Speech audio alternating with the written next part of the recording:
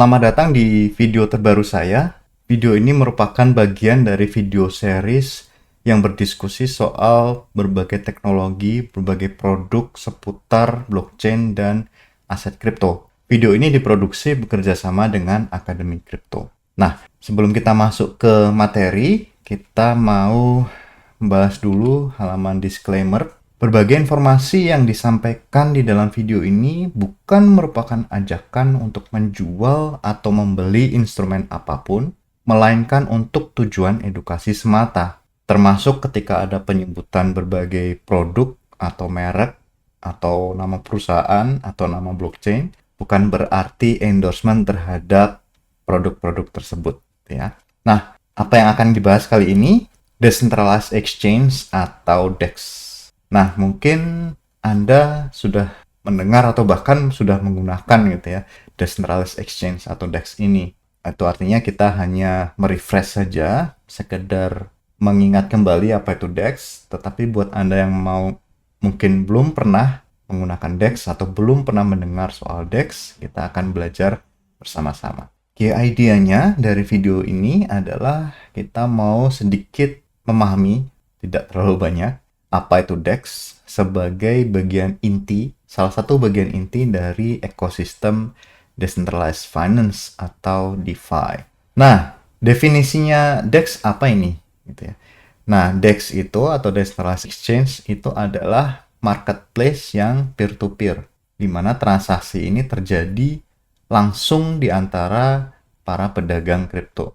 Jadi, tidak seperti centralized, di mana ada fasilitator.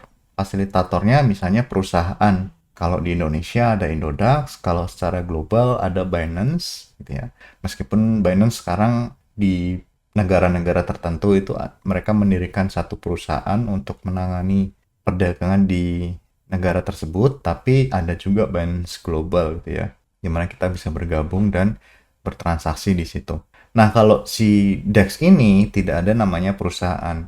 Memang ada developernya, tentu saja dikembangkan atau ditulis manusia gitu ya, atau perusahaan.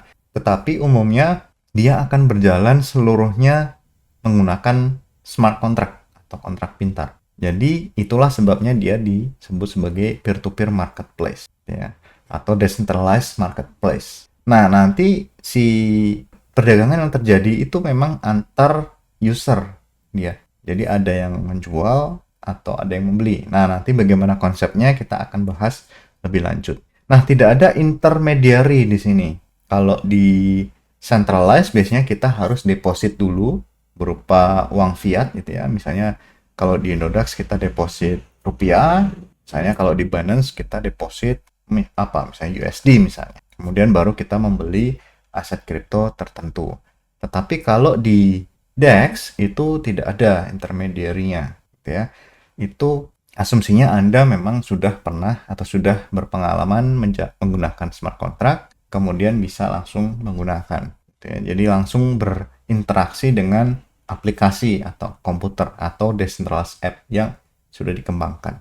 Nah, kalau kita lihat DEX yang populer apa? Uniswap misalnya, salah satu yang paling populer. Kemudian ada SushiSwap, itu di Binance Smart Chain. Ya, kalau Uniswap jalannya di Ethereum. Kalau OneInch itu juga di Ethereum. Misalnya kalau di Solana ada Redium, kemudian ada lagi yang namanya Trader Joe dan macam-macam. Jadi DEX itu juga bermacam-macam. Uniswap pun ada versi 2 dan versi 3 gitu ya. Jadi misalnya versi 2, versi 1, versi 2, versi 3 itu terpisah sebenarnya, tidak saling berhubungan. Nah, cara kerjanya seperti apa? Jadi kalau di dalam DEX atau Decentralized Exchange seperti Uniswap itu tidak ada pertukaran dari fiat ke kripto atau kripto ke fiat gitu ya. Jadi tidak seperti Centralized Exchange yang tadi kalau di Indodax kita deposit rupiah, kemudian kita tukar rupiah dengan aset kripto yang kita mau, misalnya Bitcoin atau Ether gitu ya. Tapi kalau di DEX itu semuanya kripto ke kripto gitu ya, cryptocurrency ke cryptocurrency. Kalau misalnya kita mau fiat, ya kita harus menggunakan stablecoin, misalnya USDT, USDC gitu ya, atau yang rupiah ada juga token rupiah gitu. Jadi dia hanya cryptocurrency ke cryptocurrency. Umumnya dia adalah perdagangan token. Biasanya menggunakan ERC20 dasarnya. Kalau misalnya kita punyanya hanya Ether, biasanya akan di wrap dulu menjadi wrap Ether atau WETH gitu ya. Sepertinya tidak bisa langsung ETH gitu ya. Harus di wrap dulu menjadi token, kemudian dari token tadi bisa langsung berdagang dari kripto ke kripto atau token ke token. Misalnya dari WETH ditukar dengan misalnya Link, miliknya Chainlink misalnya. Itu bisa, atau dari Link ke WETH itu bisa. Nah, seluruhnya atau komponen utamanya itu sebenarnya smart contract dia. Memang ada Web2-nya, misalnya API-nya atau interface-nya, UI-nya itu menggunakan misalnya JavaScript misalnya. Tapi kalau si mesinnya atau komponen utamanya itu menggunakan smart contract yang berjalan di atas blockchain. Nah, biasanya smart contract-nya atau kode-kodenya itu open source, jadi bisa di-copy untuk membuat project baru. Misalnya tadi kan sudah disebut Uniswap dan SushiSwap. Nah, SushiSwap itu sebenarnya adalah cloningan dari Uniswap versi kedua. Jadilah SushiSwap. Nah, itu boleh karena open source. Nah, bagaimana menentukan harga atau price-nya? Itu menggunakan algoritma tertentu. Jadi ketika ada satu market, untuk menentukan harga itu berdasarkan perdagangan gitu ya. Perdagangan yang terjadi, kemudian dari angka-angka atau dari data-data perdagangan itu ditentukan ditentukan harganya sesuai dengan algoritma. Jadi ada algoritma, kemudian ada data-data perdagangan, itu kemudian harga untuk perdagangan berikutnya itu ditentukan oleh si algoritma tadi. Nah, algoritmanya itu berbeda-beda tergantung dari DEX yang kita pakai. Jadi tidak ada algoritma yang wajib dipakai untuk semua DEX. Itu tidak bisa. Tidak ada. Jadi kalau misalnya Uniswap ada algoritma sendiri gitu ya. Kemudian kalau yang lain juga ada algoritma tersendiri. Nah, jadi ada namanya liquidity pool. Nah, ini umumnya yang dipakai namanya menggunakan liquidity pool. Nah, jadi liquidity pool ini apa? Kalau si DEX ini kan tidak ada intermediary, jadi tidak ada orang yang misalnya menangani gitu. Jadi kalau tidak ada perusahaan yang memang menyediakan aset di situ untuk beli, itu tidak ada. Jadi dia adalah memfasilitasi, misalnya ada orang yang menaruh asetnya di situ untuk menjadi likuiditas gitu ya. Nah, si liquidity tadi itu misalnya kalau ada pool namanya Ethereum dan USDT. Jadi ada orang yang harus menyediakan Ether atau WETH tadi yang harus di-wrap, ada yang harus menyediakan USDT atau dua-duanya gitu ya. Jadi di dalam satu pool atau di dalam satu market itu harus ada liquidity di dua aset. Karena kalau satu market kan hanya ada dua aset gitu ya. Satu market ada dua aset. Jadi kalau kita mau membeli Ethereum ya di Ethereum USDT, kalau kita mau menjual Ethereum untuk mendapatkan USDT ya di market yang sama. Jadi liquidity-nya harus ada di dua aset tadi gitu ya. Nah, siapa penyedianya? Itu namanya liquidity provider gitu. Nah, liquidity provider ini dia menyediakan jasa untuk menyediakan liquidity gitu ya, untuk memfasilitasi perdagangan tadi. Nah, keuntungannya apa? Dia akan mendapatkan bagian profit atau keuntungan dari setiap trading yang terjadi di situ.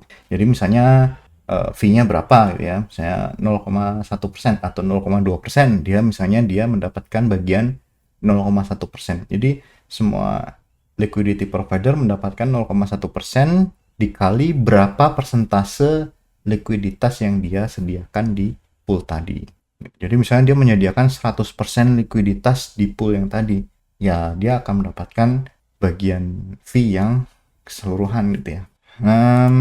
Keuntungannya, jadi apa keuntungan menggunakan DEX? Itu variasinya banyak, varietasnya banyak, jenisnya banyak. Jadi kita bisa mencari token-token yang baru, itu ada. Tapi kalau decentralized biasanya sudah disaring, sudah difilter. Biasanya token-token yang lebih established, Ethereum, Bitcoin yang tua-tua itu ya. Tapi kalau token-token yang baru sangat jarang ada di decentralized exchange. Tapi kalau di DEX biasanya siapapun bisa membuat market. termasuk token-token nggak jelas juga bisa. Makanya harus hati-hati di situ.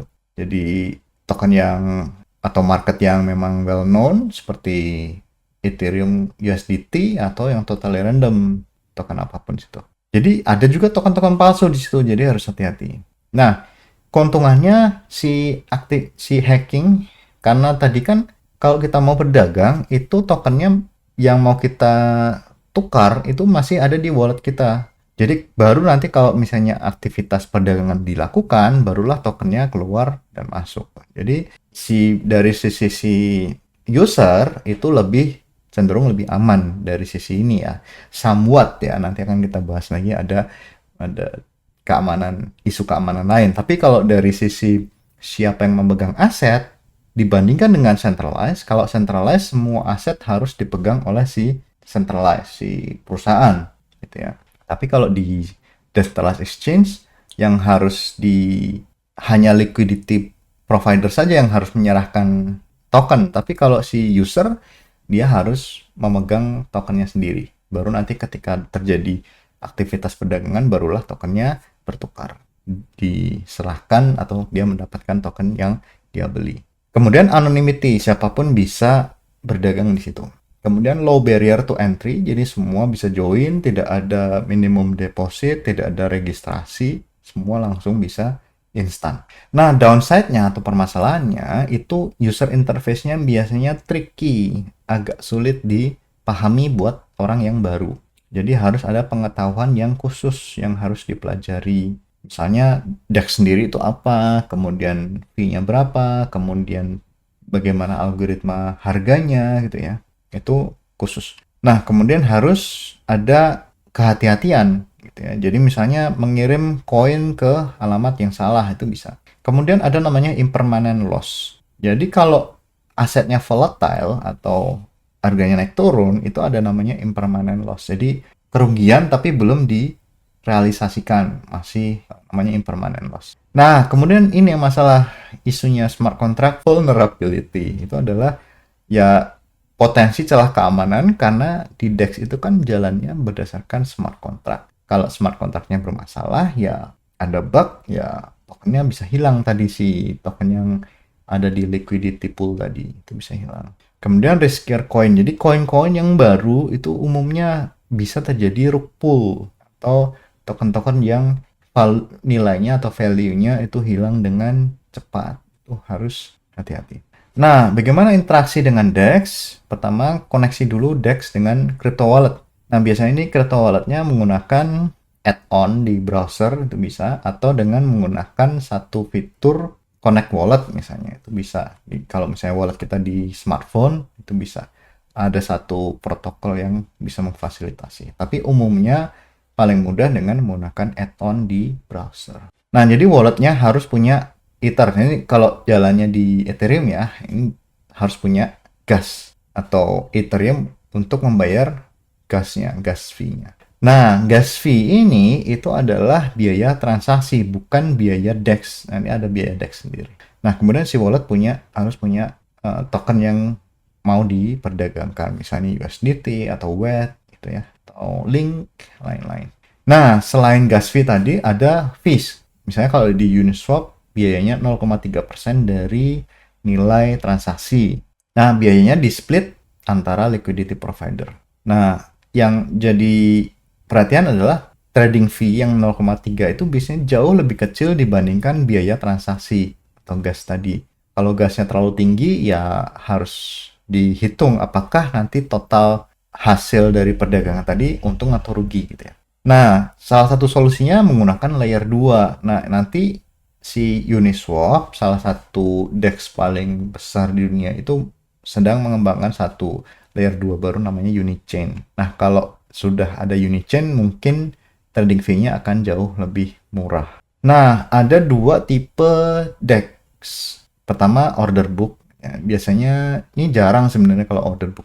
Jadi order book ini model yang biasanya dipakai di centralized exchange. Jadi ada open buy and sell. Jadi ada order buy and sell di dalam market. Kemudian kalau misalnya buy and sell-nya match, itu baru otomatis dieksekusi. Nah, dia less common karena banyak interaksi gitu ya. Dia butuhkan interaksi yang cukup banyak. Artinya ya throughputnya harus besar. Kalau di Ethereum ya agak sulit di sini. Jadi likuiditasnya biasanya rendah dan user experience-nya suboptimal. Ini contohnya di YDX, Loopring, Serum gitu ya. Nah, yang lebih populer adalah AMM atau Automated Market Makers. Jadi liquidity-nya sudah ada. Kalau misalnya ada pembelian, dia langsung dieksekusi. Kemudian price pasti selalu ada. Jadi ada harga dulu baru si user setuju atau tidak. Itu biasa ada langsung ada. Kalau di order book biasanya ada buy and sell, harganya ya perdagangan terakhir gitu ya. Tidak bisa ditentukan sebenarnya harga aslinya berapa atau harga yang berlaku sekarang berapa. Biasanya yang harga sesuai persetujuan antara pembeli dan penjual. Nah, Uniswap menggunakan AMM, Banker, Balancer, Curve, Trader Joe biasanya menggunakan AMM. Nah, sampai di sini pembahasan kita soal decentralized exchange. Mudah-mudahan bermanfaat untuk kita semua. Sampai jumpa di video berikutnya. Terima kasih.